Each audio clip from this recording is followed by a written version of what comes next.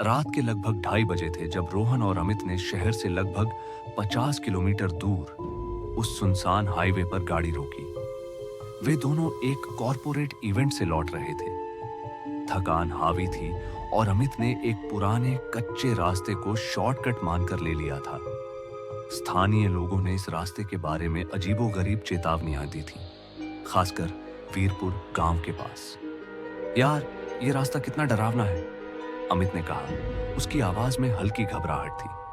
50 kilometre से एक भी गाड़ी नहीं मिली। रोहन, जो स्वभाव से तर्कवादी था, हंसा। यह एक ग्रामीण सड़क है अमित। रात के 2:30 बजे यहाँ कौन मिलेगा? वैसे भी वीरपुर तो बस एक कहानी है। तू बस ड्राइविंग पर ध्यान दे।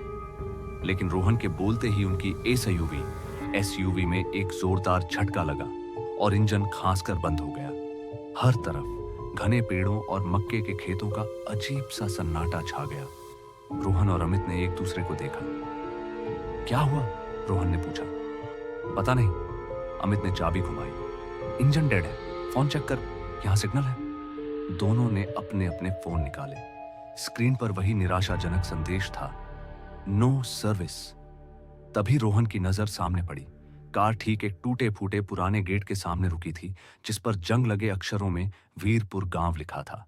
वीरपुर, वही गांव जिसके बारे में उन्होंने डरावनी कहानियां सुनी थी। एक रहस्यमय बीमारी के कारण दशकों पहले यह गांव रातों रात खाली हो गया था और तब से यहां कोई नहीं रहता। रोहन ने टॉर्च निकाली और कार के सामने जमीन पर रोशनी डाली। कोई गड्ढा नहीं, कोई कील नहीं। कार यूं ही अचानक बंद हो गई थी। मैं बोनट खोलकर देखता हूं, अमित ने कहा और दरवाजा खोलकर बाहर निकल गया। रोहन अकेला इंतजार कर रहा था। बाहर की रात की ठंडक और भी गहरी लग रही थी। तभी उसकी आंखें गांव के अंदर एक पुरानी हवेली पर टिक गईं। हवेली की खिड़की के पार एक हल्की टिमटिमाती हुई रोशनी दिखी। वहां कोई कैसे हो सकता है? रोहन ने सोचा। उसने अमित को बुलाने के लिए मुंह खोला, लेकिन तभी उसने महसूस किया कि कार की पिछली खिड़की पर कोई खड़ा है। रोहन की सांसें गले में अटक गईं। धीरे धीरे उसने अपनी गर्दन घुमाई। एक बुढ़िया थी। वह बहुत बूढ़ी थी। उसके सफेद बिखरे बाल थे और उसने एक फीकी गंदी साड़ी पहनी हुई थी। वह खिड़की के पास एकदम सटकर खड़ी थी और उसकी परछाई रोहन पर पड़ रही थी। सबसे भयानक बात उसकी आंखें थीं। वे बद्धी, लाल और चमकहीन थीं, जो रोहन को सीधे बिना पलक झपकाए घूर रही थी। रोहन का पूरा शरीर कांप गया। उसके दिमाग ने काम करना बंद कर दिया। यह सिर्फ एक सेकंड का दृश्य था, पर वह सदियों जैसा लगा।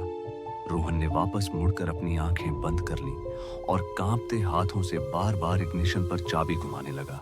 वो बुढ़िया कोई आम इंसान नहीं थी। उसे सांस लेने की आवाज सुनाई नहीं दे रही थी और उसके चेहरे पर कोई भाव नहीं था, केवल एक खालीपन। तभी अमित भागता हुआ वापस आया। जैसे ही उसने बुढ़िया को खिड़की पर देखा, उसकी चीख हवा में गूंज उठी। भागो रोहन, जल्दी भागो! अमित ने दरवाजा खोला और अंदर कूद गया। बुढ़िया की आंखें अब दोनों को घूर रही थी। रोहन ने आखिरी बार दम लगाकर चाबी घुमाई और इस बार एक चमत्कारी आवाज के साथ इंजन फिर से चालू हो गया। अमित ने तेजी से रिवर्स लिया और बिना मुड़े शॉर्टकट छोड़कर वापस हाईवे की तरफ भागा।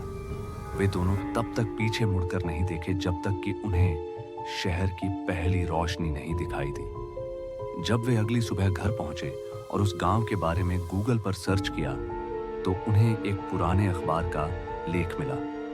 लेख में लिखा था कि वीरपुर गांव में 50 साल पहले प्लेग फैल गया था।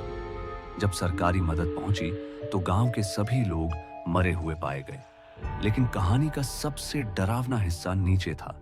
एक छोटी अपुष्ट पंक्ति में लिखा था कि गांव में सिर्फ एक बूढ़ी औरत बची थी। उसे शहर ले जाया गया, लेकिन अस्पताल में उसने अजीबोगरीब हरकतें की और फिर अचानक रात में गायब हो गई। रोहन और अमित ने उस दिन के बाद से कभी भी कोई शॉर्टकट नहीं लिया और रात के अंधेरे में अब भी उन्हें उस लाल चमकहीन आंखों की याद आती है